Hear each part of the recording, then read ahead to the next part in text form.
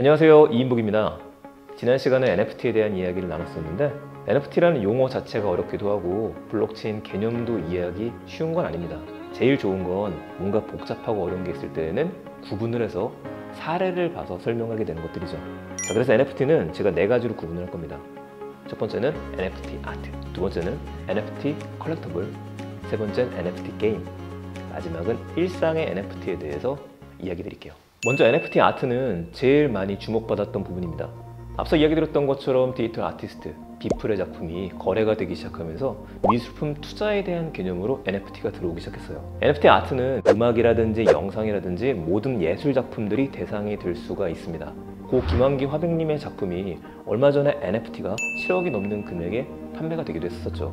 뱅크시의 작품 같은 경우에는 원본 작품이 있는데 이 원본 작품을 낙찰받은 사람들이 원본을 불태워버립니다. 그리고 원본을 NFT로 만들었어요. 이 세상에 단 하나밖에 없다. NFT가 진짜다.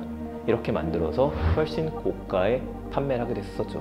NFT 아트는 지금까지는 기존의 아티스트들이 뛰어들어서 수익을 볼 수 있고 더 많은 성장을 할 수 있는 구조로 이루어져 있었어요. 굉장히 희망적으로 볼 수 있는 부분 중에 하나는 바로 신인 작가들의 활동 무대가 넓어진다는 데 있습니다. 신인 작가분들 같은 경우에는 일반 대중들한테 자신을 알리기 위한 방법이 거의 없어요. 그런데 NFT가 되면은 글로벌 세상 모든 사람들이 볼 수 있는 곳들에 자신의 작품을 전시해서 매출이 일어나고 다시 또 명성을 얻게도 됩니다. 바로 이런 것 때문에 초보 저자들뿐만 아니라 유명하신 아티스트분들 모두가 NFT 아트 시장에 뛰어드는 이유이기도 하죠. 이번에는 일상 속 NFT부터 먼저 좀 이야기를 드릴게요. NFT가 아트로 주목받은 이유는 투자의 대상이기 때문에 그렇습니다. 그런데 NFT에 대해서 가능성을 봤을 때에는 일상의 영역이 훨씬 더 성장할 만한 가능성이 있습니다. 그 이유는 NFT의 속성 때문에 그렇죠. 디지털로 되어져 있는 모든 것들에 대해서 원본 인증서라고 했습니다. 쉽게 위조하거나 변조할 수 없다 그랬어요. 그러면 어떤 산업에 쓰면 좋을까요? 여러분, 명품, 럭셔리 브랜드를 생각해보세요. 우리 일반인들의 눈에는 명품이 진짜인지 가짜인지를 판단하는 기준 어렵습니다.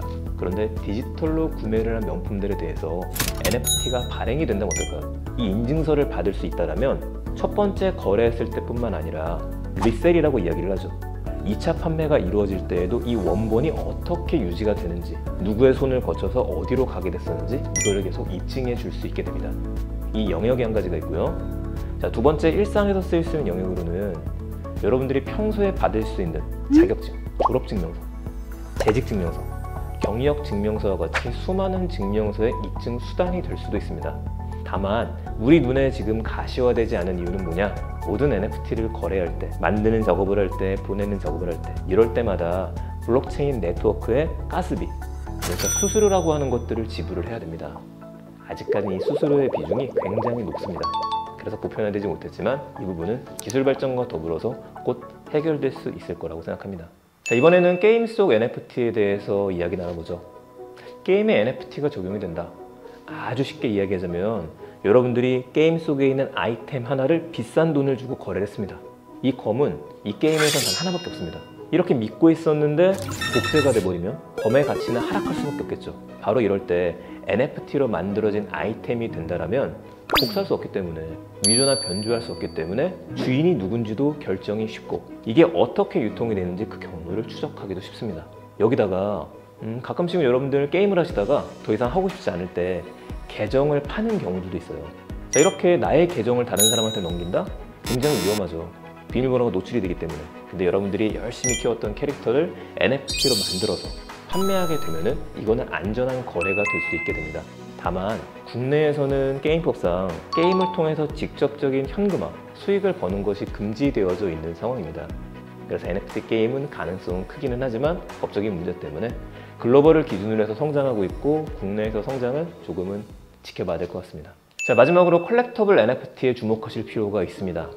제가 이 이야기를 마지막으로 뺀 이유가 2021년도를 넘어서 2022년도 그리고 앞으로도 제일 많이 주목받는 NFT이기 때문에 그렇습니다. 컬렉터블은 말 그대로 수집한다는 얘기예요. 그럼 어떤 걸 수집하느냐? 예를 들어 전 세계적으로 제일 유명한 컬렉터블 NFT 시리즈 중에 하나가 크립토 펑크라고 하는 게 있습니다. 자, 크립토 펑크를 보시게 되면은 그냥 8비트 도트라고 이야기를 하죠. 점을 대충 찍어서 만든 것 같은 누군가의 프로필들이에요. 이 똑같이 하지만 약간은 다르게 만들어서 똑같은 게 하나도 없는 NFT는 10,000개가 발행이 됐습니다. 10,000 개의 동일한 크립토 펑크가 있는 거죠. 10,000개면 많아 보이지만 그렇지 않죠. 자, 여러분들이 이 중에 하나를 가지게 되면은 전 세계에 있는 사람 중에서 단 하나밖에 없는 NFT 10,000개밖에 없는 이 그룹에 들어갈 수 있는 자격이 주어지게 되는 겁니다. 실제로 2021년도 이후에 크립토 펑크의 가격은 급상승해서 어떤 NFT는 200억이 넘게 거래가 되기도 했습니다.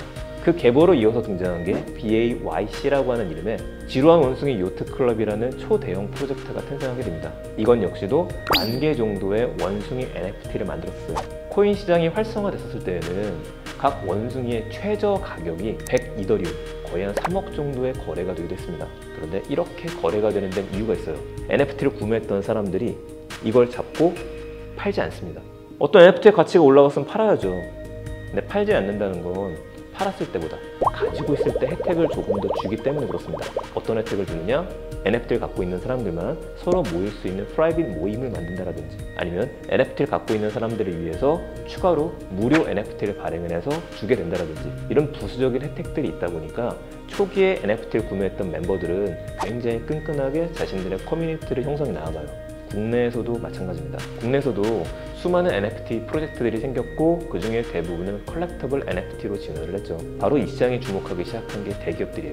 신세계백화점은 푸빌라, 롯데백화점은 벨리고, 이런 자체 캐릭터들을 NFT로 만들어서 판매를 했습니다. 이걸 보유한 사람들은 멤버십을 가지게 되죠. 그러니까 기업들의 관심 대상에서는 NFT를 멤버십으로 만드는 거, 고객들을 위한 혜택을 주면서 긍정적인 커뮤니티로 키워나가는 거, 이거를 목표로 하고 있죠. 내가 지금 구매한 이 그림 파일 한 장이 그림으로 끝나는 게 아니라 내가 이걸 가지고 있었을 때 어떤 소속감을 느끼게 만들어주는지, 어떤 혜택을 볼 수 있게 만들어주는지, 앞으로 성장은 어떻게 되는지, 이외에도 각 기업들의 NFT에 대한 관심, 그리고 마케팅들도 앞으로 더 많아질 것으로 보입니다.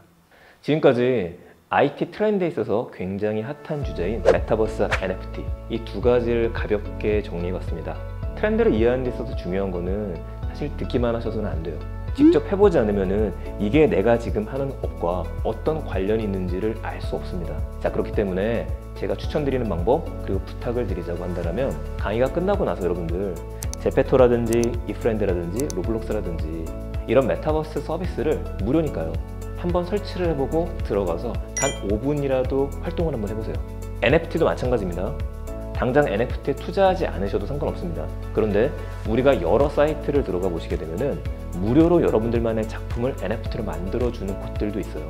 실제 판매가 되는 일들도 벌어지죠. 이거 역시도 1년의 과정을 내가 경험해보지 않는다면 도대체 왜 NFT에 사람들이 열광을 하고 기업들이 여기에 마케팅을 하는지는 영원히 알 수 없게 됩니다. 그러니 꼭 부탁드리자면 가장 쉬운 것부터 먼저 시작해 보셨으면 좋겠습니다. 이거를 통해 더 많은 인사이트를 얻으시면서 더 행복하게 미래를 준비하시는 시간이 되셨으면 합니다. 감사합니다. 즐거운 IT 여행 되시기 바랍니다. 이인복이었습니다. 다음에 또 뵙겠습니다.